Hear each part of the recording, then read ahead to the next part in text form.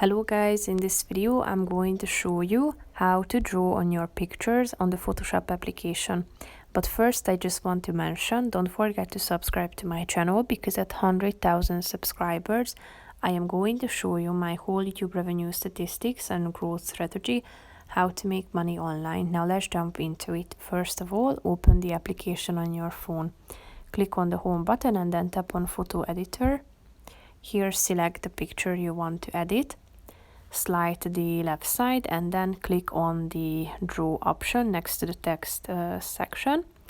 Here you can select from these presets that you can use, such as highlighter.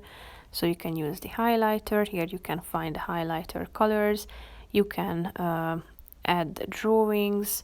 You have the sketch pen feature as well. Then you can doodle. And here you have all the preset options as well as graffiti. Here you can adjust the size of the brush in the middle of the screen. You can also set the size, opacity and feather of the brush. You can set the color, and the eraser can also be used to get rid of certain parts.